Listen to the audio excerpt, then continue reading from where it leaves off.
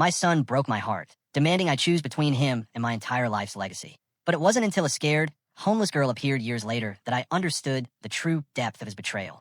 You won't believe what she uncovered. It all started on a Tuesday in November. Outside, the cold had a bite to it, the kind that makes your hands ache.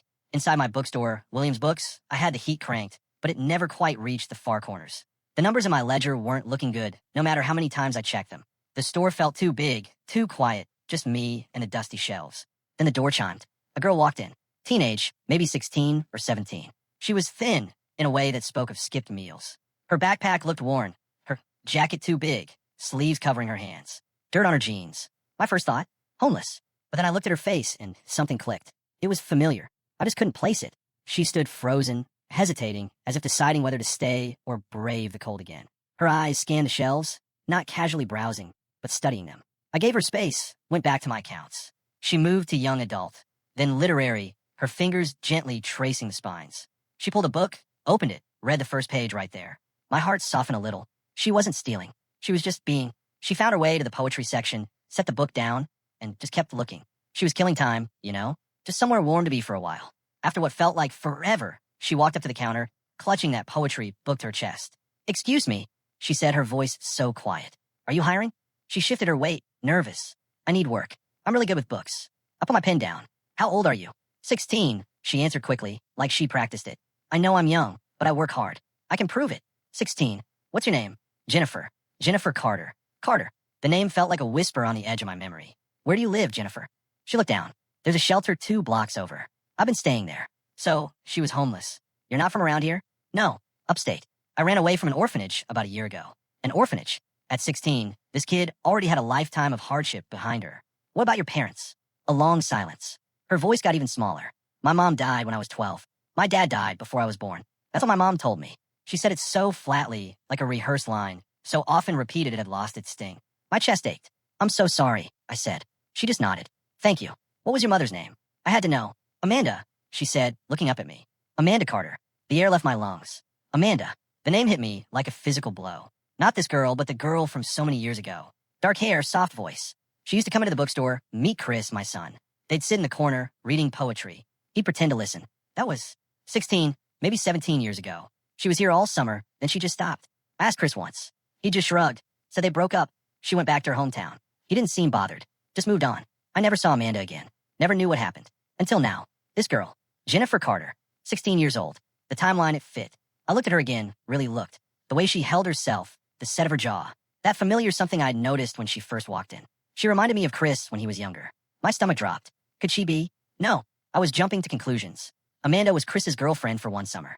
Plenty of Jennifers. Plenty of Carters. But 16 years old. Amanda's daughter. And that face. I needed to think. Needed to figure this out before I did anything stupid. "Can I ask you something?" Jennifer said, pulling me out of my thoughts.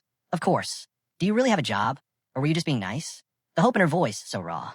The fear just underneath. I made my decision. "I have a job. You're hired, if you want it." Her eyes went wide.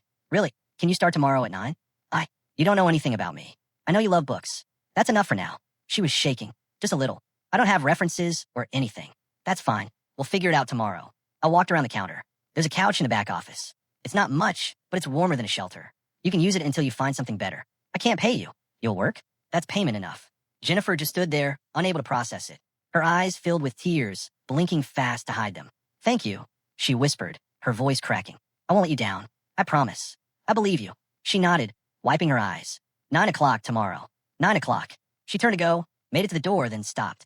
"Why are you doing this?" I looked at this girl, this stranger who might not be a stranger at all. "Because you asked," I said, "and I have a job that needs doing." She nodded, didn't say anything else, just walked out into the cold. I stood there in the empty store, the accounts still spread out, the quiet pressing in. Amanda Carter had a daughter, and that daughter just walked into my bookstore. I sat down, my hands flat on the ledger. The math was simple. Chris dated Amanda 17, maybe 16 years ago. Jennifer was 16 now. Coincidence? Or something else entirely? I didn't have proof, just a gut feeling of familiar face. But tomorrow, Jennifer would be back. Tomorrow, I could start asking the right questions. Careful questions. Tonight, I just sat in the bookstore that had been Paul's and mine for 40 years. The bookstore that was only mine now. And I wondered if maybe, just maybe, I wasn't as alone as I thought. She showed up at 8:45 the next morning. I was unlocking the door when I saw her. Same worn backpack, different jacket, but just as oversized. Her hair was pulled back. She walked fast, as if afraid I'd changed my mind. "Good morning," I said. Good morning. I'm not too early, am I? Not at all. Come on in. The store looked better in the morning light, dust motes dancing. Have you had breakfast? She hesitated. I'm fine. That meant no. There's a coffee shop next door. Go get yourself something. Tell Marco I sent you. We'll put it on my tab. I don't need. You can't work on an empty stomach. Go. I'll be here. She went. I used the time to clear off the desk in the back office. The couch was old, sagging, but clean. I found a blanket, a pillow. It would do. Jennifer came back 15 minutes later with a coffee and a muffin. Thank you, she said. I'll pay you back when I get paid. Don't worry about it. I spent the morning training her. Register, shelving system, where the poetry section was, where the light was best. She learned fast, asked good questions, wrote things down in a small notebook. Do you get a lot of customers? She asked. Not like we used to. People buy books online now. That's sad. It is what it is. She ran her hand along a shelf of hardcovers. These are beautiful, though. You can't get this from a screen. I liked her already. By lunch, I let her handle the register. I watched from the doorway. She was careful with customers, polite. Recommended books to a woman. During a slow afternoon, I found her sitting on the floor in the poetry section, her notebook open, writing something, crossing it out. What are you working on? I asked. She looked up, startled. Nothing. Just, she closed the notebook. Stories, I guess. Sort of. It's stupid. It's not stupid. She shrugged. Books were kind of my friends when I was younger. When things got bad at home, I sat on a step stool near her. What happened at home, Jennifer? Long silence. She picked at the edge of her notebook. My mom had problems, she finally said. Drugs, mostly. It started after I was born. I don't really remember a time before it. Her voice was flat. I'm sorry. I took care of her. When I was old enough, 10 maybe, I'd find her passed out. I got good at hiding things from the neighbors, making excuses. It was a list, wrote. That's a lot for a kid to handle. I didn't have a choice. She looked up. I found her when she died. I was 12. Came home from school. She was in the bathroom. I called 911, but she was already gone. My chest tightened. Jennifer, it's okay. It was 4 years ago. She closed her notebook. After that, it was foster care. Then the orphanage. That place was awful. Cold. They didn't care. We were just numbers. So you left. Yeah. Last year, I turned 15 and I just walked out. Been on my own since. She said it like it was simple. Like being homeless at 15 was just another Tuesday. I understood loss. I understood loneliness. It hit me then, sitting on that step stool, Jennifer's story settling deep into my bones.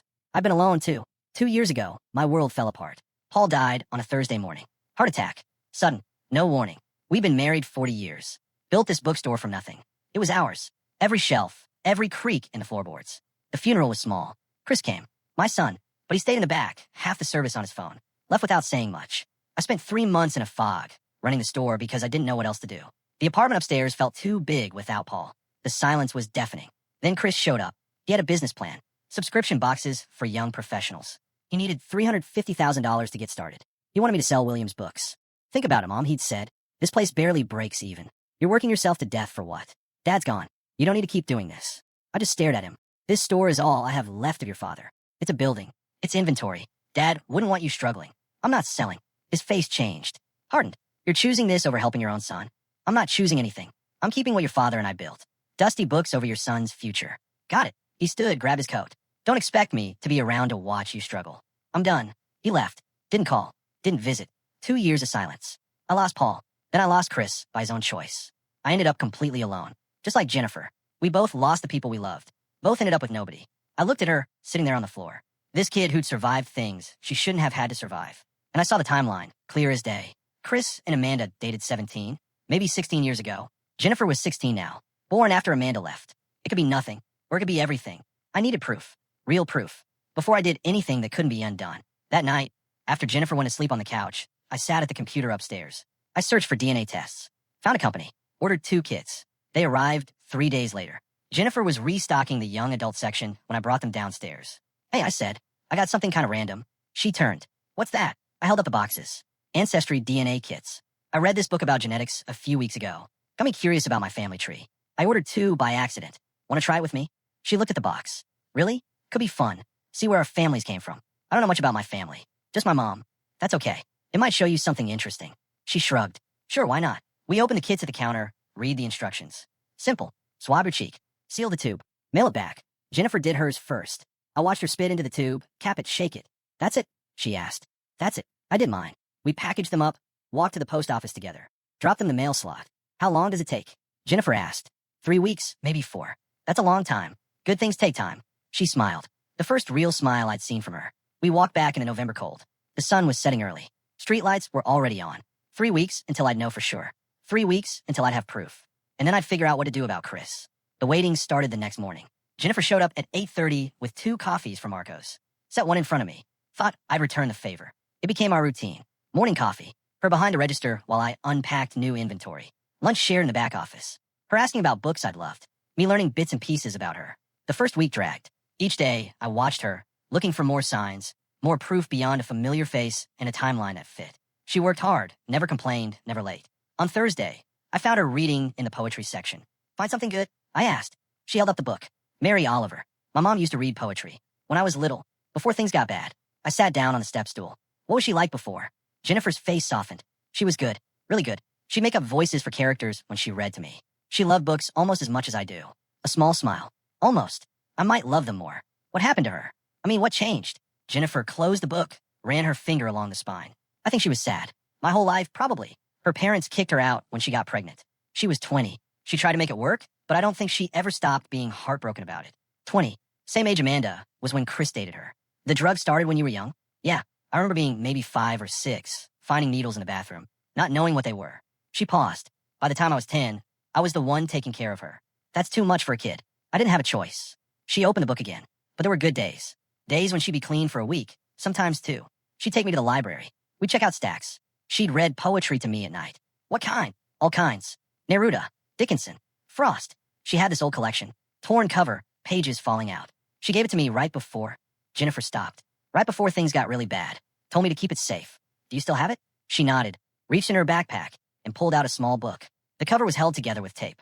Pages yellowed, bent. I carried it with me everywhere. On the streets, in the shelters. It's the only thing I have from her. She handed it to me. I opened it carefully. Inside the front cover, written in faded ink. For my Jennifer, love finds a way, Mom. My throat tightened. This is beautiful. She wrote that when I was 11, a few months before she died. Jennifer took the book back, held it close. Sometimes I read it and try to remember her voice. The way she emphasized certain words, make them sound like music. Is that why you write? To remember her. Kind of. She put the book away. I write the version of her I wish I'd had. The mom who stayed clean, who took care of me instead of the other way around. It's stupid. It's not stupid. It's survival. She looked at me. That's exactly what it is. The second week, Jennifer suggested we reorganize the young adult section. It's popular right now, she said.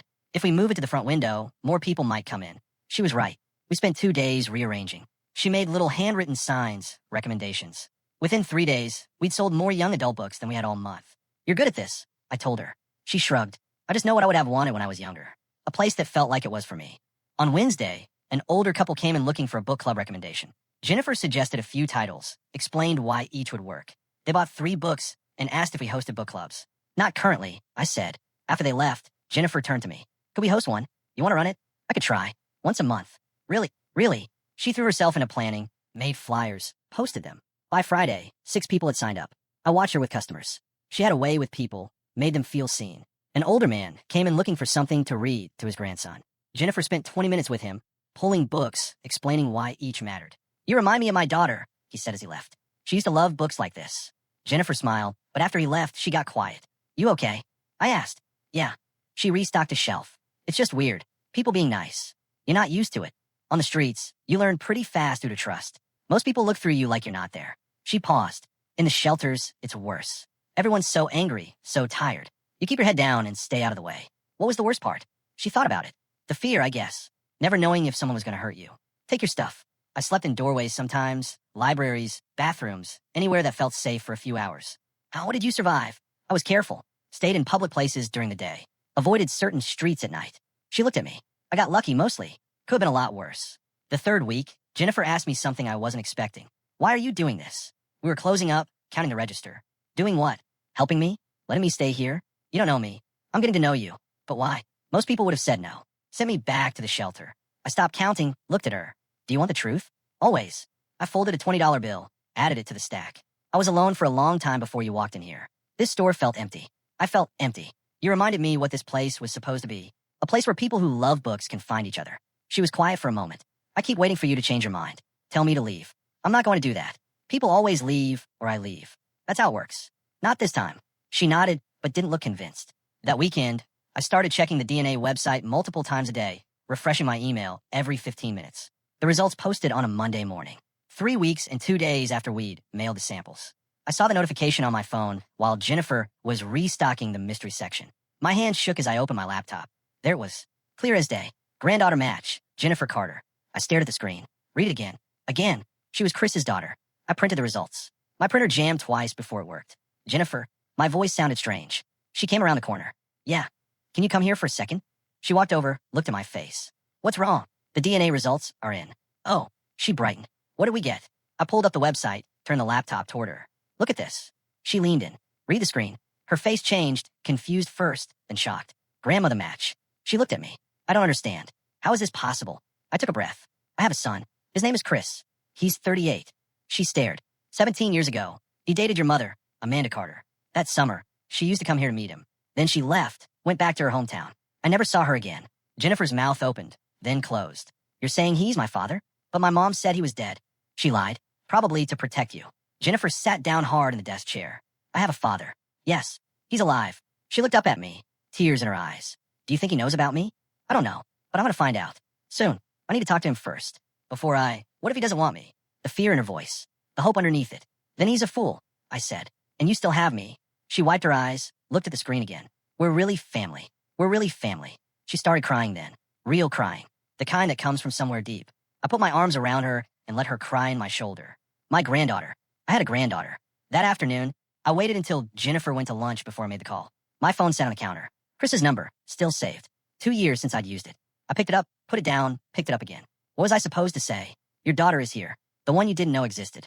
Actually, maybe you didn't know. Maybe you knew and never cared. I dialed before I could talk myself out of it. It rang 4 times. I almost hung up. Mom. His voice, same as always. Impatient. Chris, I need you to come to the bookstore. Silence. What? I need to talk to you about something. In person. I'm busy. It's important. So tell me now. I gripped the phone. Do you remember Amanda Carter? Another silence. Longer this time. What? Amanda Carter? You dated her 17 years ago. Why are you? He stopped. Why are you bringing her up? Just come to the bookstore today, if you can. Mom, I don't have time for make time. My voice came out harder than I meant. This isn't something we can do over the phone. He sighed, heavy and annoyed. Fine. I can be there at 4. 4 works. He hung up without saying goodbye. I stood there, holding the phone. My hands were shaking. Jennifer came back 20 minutes later with a sandwich. You okay? She asked. You look pale. I called him. She set the sandwich down. And he's coming at 4. Her face went through about 10 emotions at once. Hope, fear, excitement, dread. Should I be here? She asked. Maybe stay in the back office. Let me talk to him first. What if he's happy? What if he wants to meet me? The hope in her voice killed me. Let's just see what he says. 4 o'clock came too fast and not fast enough. Jennifer disappeared into the back office 15 minutes early. I heard her pacing. At 4:03, Chris walked in. He looked the same. Same haircut, same expensive jacket. He glanced around the store like he was seeing a stranger's business, not the place he grew up in. Mom, a nod, not a hug. Chris, thanks for coming. You said it was important. He stayed near the door. So what's this about Amanda Carter? I locked the front door, flipped the sign to closed. We should sit. I'd rather stand. Fine. We do it his way. Amanda had a daughter, I said. 16 years old. Her name is Jennifer. His face didn't change. Okay. And she's your daughter. His face changed then. That's not possible. It is possible. It's true. Amanda and I broke up. She left. She left because she was pregnant with your baby. Chris shook his head. No. She would have told me. Would she? Or would she have been too scared? He looked away, jaw tight. This is insane. I pulled the DNA results from under the counter, unfolded them, set them in front of him. These are DNA test results. Jennifer took one. I took one. She's my granddaughter, which makes her your daughter. He stared at the paper. I watched his eyes move across the words, the numbers, the match percentage. Where did you get this? Does it matter? You tested some random kid without telling me. She's not some random kid. She's Amanda's daughter. Your daughter. Chris pushed the paper away. I don't believe this. The science doesn't lie. Then it's wrong. Labs make mistakes. Chris, no. He stepped back. Why are you even telling me this? The coldness in his voice. Like we were talking about a stranger, not his own child. Because she deserves to know her father, I said. Amanda died 4 years ago. Overdose. Jennifer was 12. She's been in foster care, in an orphanage. She ran away last year. She's been homeless. Nothing. No reaction. She's 16 years old, I continued. And she's been through hell. The least you can do is meet her.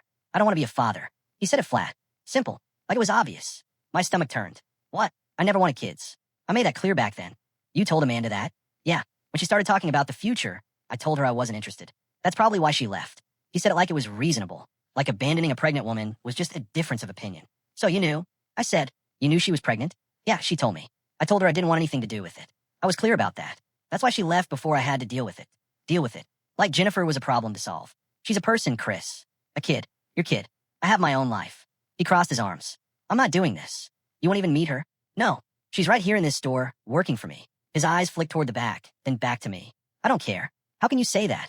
Because it's the truth. He grabbed his keys. Find someone else to guilt trip, Mom. I'm not interested in playing happy family. This isn't about playing anything. This is about a girl who deserves what? A father who doesn't want her? That'll be great for everyone. You're unbelievable. No, I'm honest. He turned toward the door. Amanda made her choice. She had the kid. That was on her, not me. Don't contact me about this again. He unlocked the door, walked out, didn't look back. I stood there in the empty store, the DNA results still on the counter. The silence pressed down. That was it. That was my son. I heard the back office door open, footsteps on the old floor. Jennifer appeared in the doorway. Her face told me. She'd heard everything. He doesn't want me, she said. Not a question.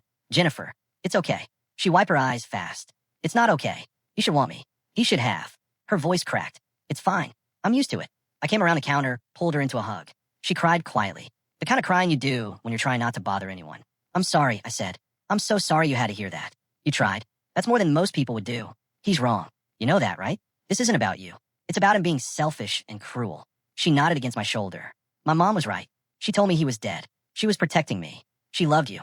I know. We stood there for a long time. The store quiet around us. The afternoon light fading. Finally, Jennifer pulled back, wiped her face. So what now, she asked. Now you stay here. With me. This is your home. You don't have to. I want to. I held her shoulders, looked her in the eye. You're my granddaughter. Your family. Chris doesn't get to decide that. What if he changes his mind? Then we'll deal with it. But I'm not holding my breath. She nodded, tried to smile. Can I ask you something? Anything. Do you think something's wrong with me? Like, why doesn't he want me? My heart broke. There's nothing wrong with you. Not one single thing. He's broken. Not you. Are you sure? I've never been more sure of anything. She hugged me again. Tighter this time. Thank you, she whispered, for trying. For caring. You don't have to thank me. I do, though. We stayed like that until the light outside turned purple. Until the streetlights came on. Until the world felt a little less sharp. Jennifer went upstairs to lie down. I stayed in the store, cleaned up, put the DNA results in a drawer. Chris didn't want his daughter. Fine. I did. And that was going to be enough. The next morning, we moved Jennifer's things upstairs. She didn't have much. The backpack, the poetry book, 3 changes of clothes, a toothbrush still in its package from the shelter. That's it, I asked. She shrugged. Easier to run when you don't have stuff weighing you down. You're not running anymore. She looked at me, nodded. I showed her the spare bedroom. Paul's old office. I cleared it out, put fresh sheets on the bed, hung curtains. This is mine, she asked. All yours. She set her backpack on the bed, ran her hand along the quilt. I haven't had my own room since I was 12. Well, you have one now. That night, I heard her moving around at 3 a.m. Found her in the kitchen. Can't sleep? I asked. Not used to it being quiet. Or warm. She poured herself water. At the shelter, there's always noise. People coming and going. Doors slamming. You'll get used to it. Yeah. She drank the water. Thank you for this. For everything. Your family. This is where you belong. She smiled, went back to bed. Within a week, she enrolled in night classes to finish high school. Worked the bookstore during the day. Studied at the counter between customers. I watch her balance both without complaining. Never late, never asking for anything. You're allowed to take breaks, I told her once. I'm fine. I like being busy. The months flew by. Her first book club meeting brought in 8 people. By the 3rd month, we had 20 regulars. Jennifer led discussions like she'd been doing it for years. Asked questions that made people think, made everyone feel heard.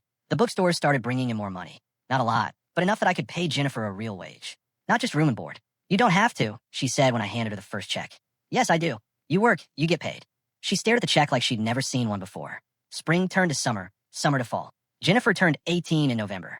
I made her a cake. Chocolate with vanilla frosting. She cried when she saw it.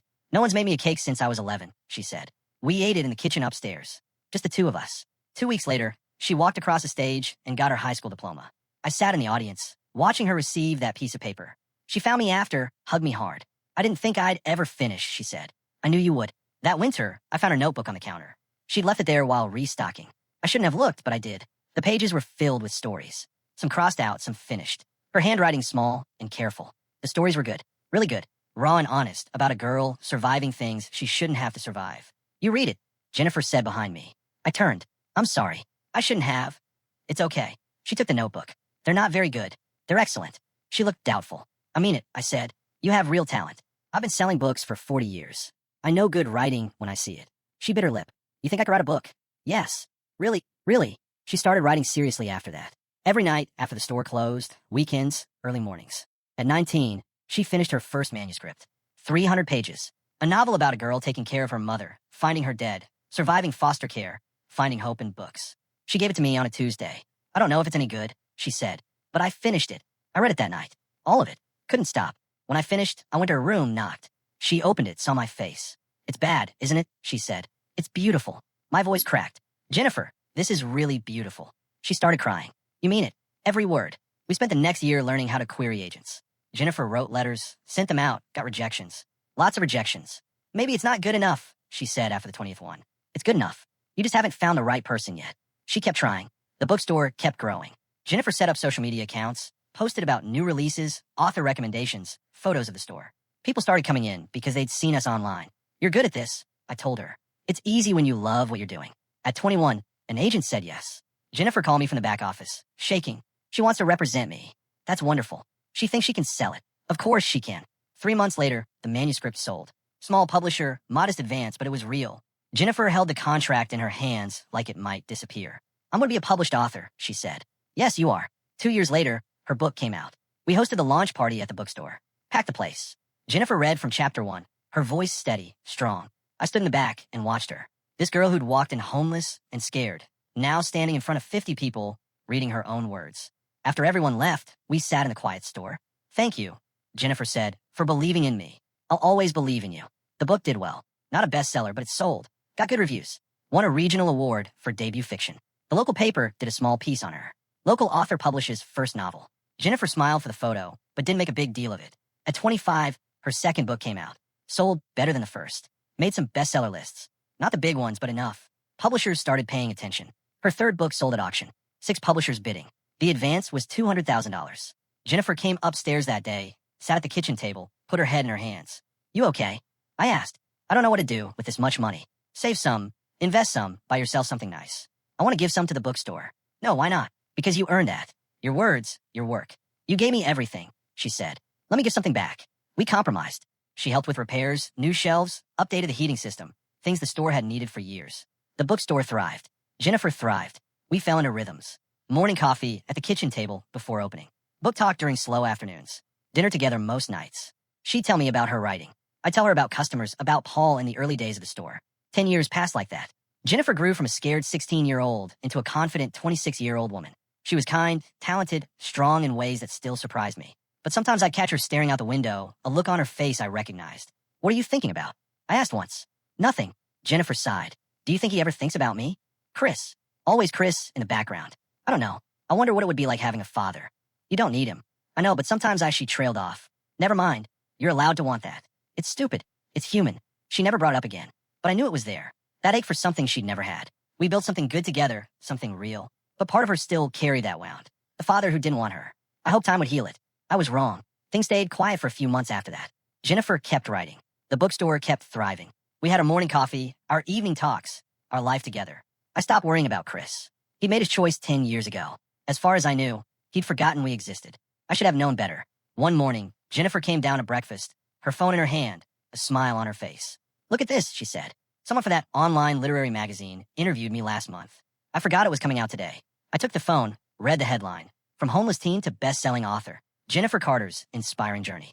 There was a photo of Jennifer in the bookstore, surrounded by shelves, smiling. The article told her whole story. Amanda, the drugs, finding her mother dead, foster care, the orphanage, running away a year on the streets, then finding William's books, finding me. It mentioned the $200,000 advance, her rising career, how she'd been raised by her grandmother, Linda Williams. This is good, I said, but my stomach tightened. They want to do a podcast interview next month. Jennifer said, isn't that crazy? That's wonderful. She took her phone back, scrolled through comments. People congratulating her, saying her story inspired them. I drank my coffee, tried to ignore the feeling in my gut. The message came 2 days later. Jennifer was restocking the poetry section when her phone buzzed. She pulled it out, stared at the screen. Her face went pale. What is it? I asked. She didn't answer, just kept staring. I walked over. Jennifer, he messaged me. Her voice was barely a whisper. Ooh, Chris. My father. My blood went cold. What? She held up the phone. I read the message. Hi, Jennifer. I'm Chris Williams. I'm your father. Your grandmother told me about you a few years ago, and I wasn't ready then. I was wrong. I've regretted it every day since. I'd like to meet you if you're willing. I'm so sorry. I handed the phone back. Don't answer that. What? Don't answer it? Block him. Why would I block him? Because he wants something. Jennifer's face changed. You don't know that. Yes, I do. He saw that article. Saw you're successful now. He's interested. Maybe he's changed. People like Chris don't change. You don't know him anymore. It's been 10 years. I know him better than anyone. Jennifer put her phone in her pocket. People deserve second chances. Not him. Why? Because he hurt you? Or because he didn't want me? Both. Well, maybe I want to give him a chance anyway. We stared at each other. The first real fight we'd ever had. If you do this, I said, he's going to hurt you. Or maybe he's genuinely sorry. Maybe he wants to be in my life. He abandoned you before you were born, and maybe he regrets it. The message says he regrets it. Words are easy, Jennifer. So, I shouldn't believe anyone who apologizes? You shouldn't believe him. She turned away. I'm going to answer him. Don't. It's my choice. She walked to the back office, closed the door. I stood there in the poetry section, surrounded by books about love and loss and betrayal. This was going to end badly. I knew in my bones. The first coffee meeting happened 3 days later. Jennifer came home glowing. He was so nice, she said. He apologized for everything. Said he was young and scared. But he's thought about me for years. What else did he say? He asked about my writing, about my books. He seemed really proud. Of course, he did. Are you going to see him again? He asked if we could meet next week. Is that okay? You don't need my permission. I know, but I don't want you to be upset. I'm not upset. I was terrified. I just want you to be careful. I will be. The meetings became regular. Once a week, then twice. Coffee turned into dinner. Dinner turned into lunch on weekends. Jennifer texted me updates. He's so funny. He told me about his startup ideas. He asked to see my manuscript. I watched from a distance, waited for the other shoe to drop. After a month, Chris started showing up at the bookstore. Always when I wasn't there. Jennifer would mention it later. Dad stopped by today. Dad. She was calling Dad now. What did he want? Just to say hi. He bought a book. One of mine. How nice. You don't like him being around? I don't trust him. You don't trust anyone. That's not true. You've been alone for so long. You forgot what it's like to let people in. That stung. I let you in because you had to. I needed help. That's not why. Then why don't you want me to have a father? I want you to have a father who actually cares about you. Not someone who showed up the second you became successful. Jennifer's face hardened. You're wrong about him. I hope I am. But I wasn't. 2 months in, Jennifer mentioned Chris to her literary friends, brought him to a book signing. He charmed everyone, told stories, made people laugh. I watched him work the room, saw how he positioned himself next to Jennifer, how he mentioned being her father to anyone who'd listen. He's really proud of you, one of Jennifer's friends told me. Is he? After 3 months, things shifted. Jennifer came home from dinner with Chris. Quiet, thoughtful. Everything okay? I asked. He told me about a business opportunity. There it was. What kind of opportunity? Subscription boxes. He says the market's coming back, better than it was 10 years ago. The same pitch, word for word. How much does he need? Jennifer looked surprised. How did you know he needs money? Lucky guess. He needs investors, people who believe in the concept. And he asked you. He said he'd understand if I wasn't interested, but he wanted to give me first opportunity since I'm family. Since I'm family. The words made me sick. How much? $100,000 to start. But he says the returns could be huge. Jennifer, I know what you're thinking.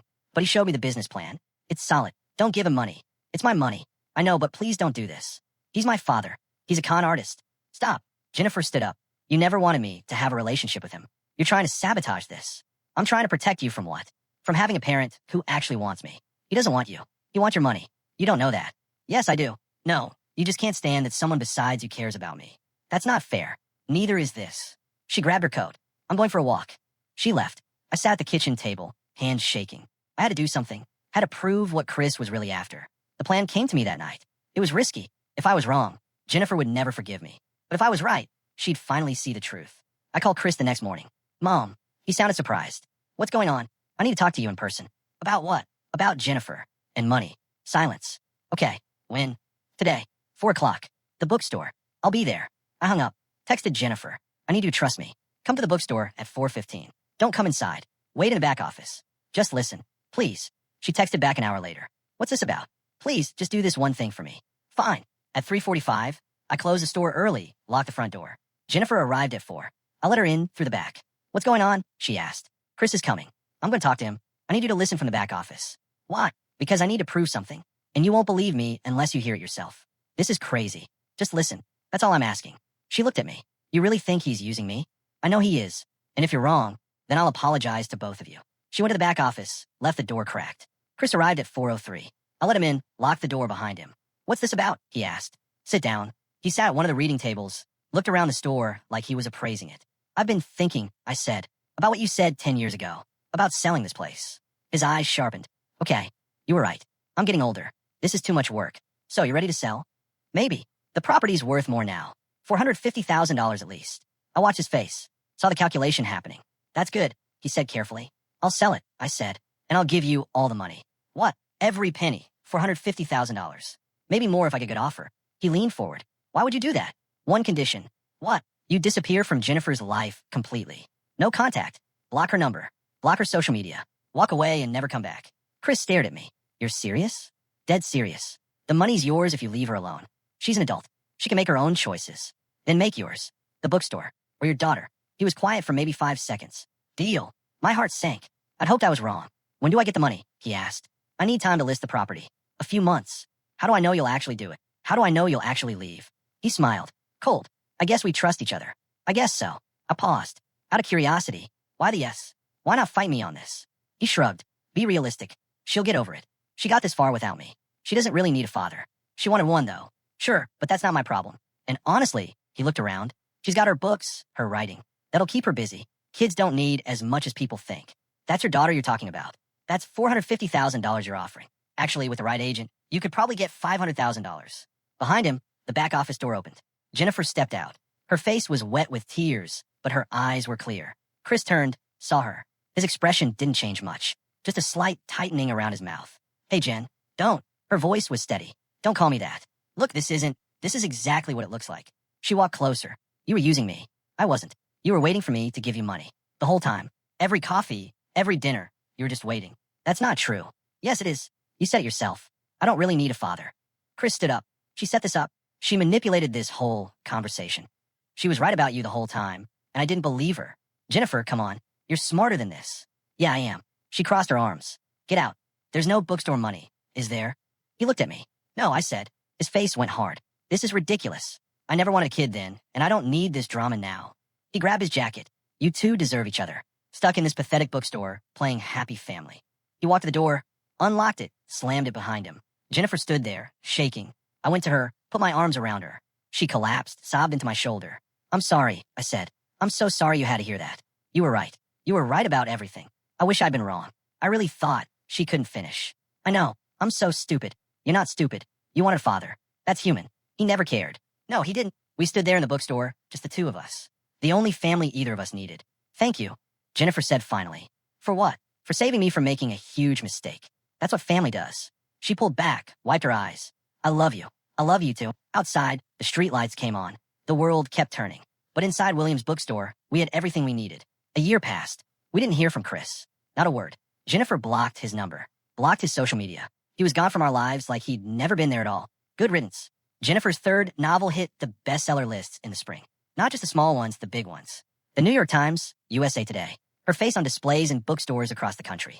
We celebrated with takeout Chinese food in the apartment. Just the two of us, the way we liked it. This is insane, Jennifer said, scrolling through her phone. People are actually reading my book. Of course they are. It's brilliant. She smiled, set the phone down. I'm working on something new. Another novel. A memoir about us. About the bookstore. About finding family when you least expect it. My throat tightened. Yeah, if that's okay with you. More than okay. She started therapy that summer, twice a week. Working through the abandonment, the rejection, all the years of hurt. It helps, she told me once, talking about it. Good. That's good. William's bookstore kept thriving. We hosted more events, book clubs, author readings. Young writers started showing up, kids from foster care, teenagers who'd aged out of the system. People who reminded me of Jennifer at 16. She mentored them, sat with them in the poetry section, read their work, told them they had talent, gave them hope. You're good at this, I told her. I remember what it felt like having no one believe in you. At 76, I was still running the store. My hair had gone completely gray. My hands ached in the mornings. But I showed up every day, opened the doors, made the coffee. Jennifer had moved into her own apartment a few blocks away. She decorated it with books, framed covers of her novels on the walls. But she came to the bookstore every morning. We still had our coffee together, still talked about books, still lived the rhythms we built over 12 years. Her fourth book came out in the fall. I opened it to the dedication page. To Linda, who gave me home, family, and stories. I cried right there at the counter. Didn't even try to hide it. By December, we were planning the Christmas event. Jennifer's latest novel, a reading and signing. We decorated the store. Lights in the windows, garland on the shelves. It looked like something from a movie. The night of the event, people packed the place. Standing room only. Customers I'd known for years. New faces who discovered us online. Young writers Jennifer had mentored. Friends from her writing community. Jennifer stood at the front, read from chapter 3, her voice clear and strong. I stood in the back, watched her command the room. This woman who'd walked in 12 years ago with nothing but a worn backpack and a desperate hope. She'd built this. Her career, her life, her confidence. After everyone left, we cleaned up, stacked chairs, swept the floor, put the garland back. I made tea in the back office, brought out 2 cups. We sat in the reading chairs by the window, the street outside dark, except for the streetlights. The store warm and quiet around us. I never thanked you properly, Jennifer said. For what? For that day when I walked in here. You didn't have to hire me. You didn't have to care. I saw you. That's all. Most people don't see homeless kids. They look away. Well, I'm glad I didn't. Well, me too. She sipped her tea. This store was dying when I got here, you know? You barely had customers. You saved me too. I said. We sat in comfortable silence, the kind that only comes from years of knowing someone, of building a life together, one day at a time. Jennifer laughed suddenly. Something she'd read on her phone. The sound filled the store, bounced off the shelves, warmed the corners that used to feel so cold. I looked around at the books, at the lights in the window, at this girl who'd become a woman, who'd become my family. 12 years ago, I'd been alone, grieving, going through the motions. Then a girl walked in asking for a job, and everything changed. Not because of grand gestures or dramatic moments, but because of coffee in the mornings, books shared in the afternoons, dinner conversations that stretched into evening. Small kindnesses that built into something unbreakable. Chris never understood that. He'd been looking for something big, something profitable, something impressive. He'd missed what was right in front of him. His loss. Jennifer set her cup down. I should head home. Early morning tomorrow. Okay. She hugged me at the door. Love you. Love you too. She walked out into the December cold. I watched through the window until she turned the corner. Safe. I locked up, turned off most of the lights, left the window display glowing. Upstairs, the apartment was quiet, but not lonely anymore. Never lonely. I made myself another cup of tea, sat at the kitchen table, looked at the framed photo Jennifer had given me last Christmas. The two of us in the bookstore, both smiling. My granddaughter, my family. Tomorrow, she'd be back. We'd have our coffee, talk about books, serve customers. Live our ordinary, extraordinary life. So that's my story. What a wild ride, right? Have you ever had to choose between the family you're born into and the family you build? Or faced a betrayal that completely shook your world? Tell me what you think in the comments below. I really want to hear your thoughts.